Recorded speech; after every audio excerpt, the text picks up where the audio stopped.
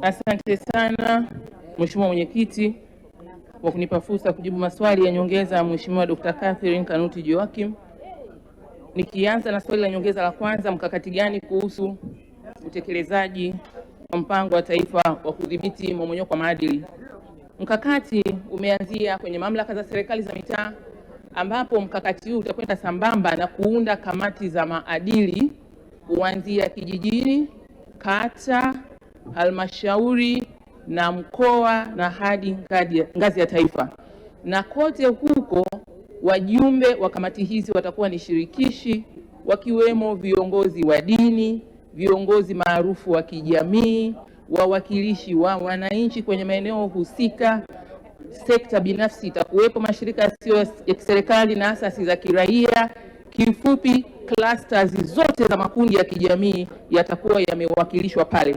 Kwa maana hiyo sasa, hizo taarifa zitokanazo na kamati hizi zinakwenda kuunganishwa na mabaraza ya maendeleo ya kata hadi kwenda kwenye halmashauri kwenye vikao vyake vyote, hadi DCC pale kwa mkuu wa wilaya ambaye ndio atakuwa mwenyekiti kwenye kila wilaya, hadi kwenda mkoani. Kwa hiyo huku taifa kupitia ofisi ya Waziri Mkuu TAMISEMI tutakuwa tunapokea majumuisho yote na mapendekezo yote ili tuweze kufanya kazi moja ya kuedit au kuboresha ile mipango kitaifa pamoja na sera na sheria zinazohusu eneo hilo.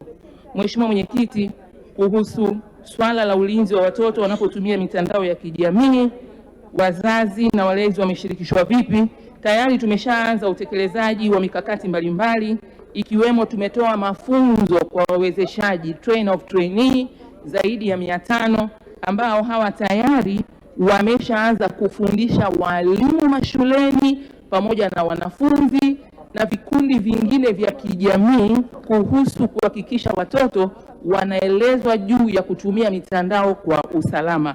Hivyo basi karibia wanafunzi milioni 1.8 hivi wameshapata hayo mafunzo na programu inaendelea, na tunatarajia kwamba hawa train of trainee zaidi ya 500 ambao wametokea pia kila wilaya watashusha chini mpaka kwenye kata kadri ya upatikanaji wa rasilimali za kwetu. Mheshimiwa Fatuma Rembo, swali la nyongeza. Asante sana Mheshimiwa Mwenyekiti kwa kunipa nafasi nami niweze kuuliza swali la nyongeza. Mheshimiwa Mwenyekiti, tunapomwezesha mtoto wa kike tusimsahau pia mtoto wa kiume ambaye pia anakutana na changamoto nyingi za malezi. Je, serikali ina mpango gani maalum au mkakati gani maalum wa kuhakikisha kijana wa kiume anajengwa na kulinda ili aweze kuja kuwa kiongozi bora na baba bora wa kesho? Ajibu Mheshimiwa Waziri. Asante sana Mheshimiwa Mwenyekiti, nampongeza sana Mheshimiwa Fatuma kwa swali lake la nyongeza zuri ambalo linapenda kujua ushiriki wa watoto wa kiume kwenye masuala haya ya malezi na makuzi. Napenda kusema kwamba watoto wote ambao wanasimamiwa chini ya wizara hii ya maendeleo ya jamii, jinsia, wanawake na makundi maalum ni wa jinsia zote. Na katika mikakati yote tunapotamka neno mtoto wa kiume anakuwa ni sehemu. Mfano, tunatekeleza mkakati wa vikundi vya malezi vya wazazi. Wazazi hawa wanafundishwa jinsi ya kwenda kufanya malezi na makuzi ya watoto. Ndani mle wanaume wapo ambao ni baba zao na hawa watoto. Tunatekeleza elimu kwa jamii inayohusu masuala yanasema familia bora, taifa imara. Tayari wazazi ambao wameshiriki kwenye hii program au hii kampeni ni kama 550,000 hivi, lakini kati yao 157 na pointi ni wanaume. Kwa hiyo tunawafikia watoto hawa kupitia wazazi wao wa kike na kiume. Lakini tukienda mashuleni tuna madawati ya ulinzi wa watoto.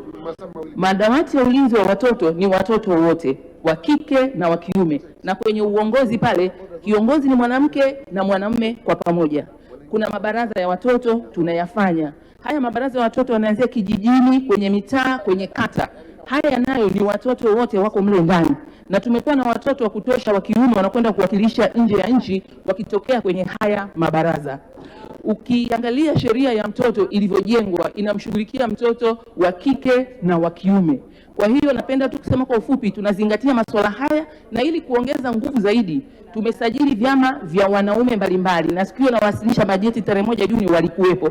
Lengo ni kuchukua mtandao wa wanaume uingie, ushike nafasi yake katika kuangalia maslahi ya wanaume, sio wakubwa tu bali na watoto. Na hapa Mheshimiwa Baba Levo tunatarajia kumteua awe balozi wa wanaume. Lengo ni kwamba kupitia uwezo wake wa kuzungumza nao na kushirikiana nao watuletee zile hoja, wapi tuna miss point katika kusuka mikakati yetu. Hili linakwenda sambamba na Mheshimiwa Kampala pia. Hawa tumewaona wanaweza wakatusaidia sana kwenda vizuri kwenye hii wizara, ili hili swala mwishowe lipate majibu ya kutosha na ya kina yanayowaridhisha wabunge wa Jamhuri ya Muungano wa Tanzania. Mheshimiwa Jamila Juma, swali la nyongeza.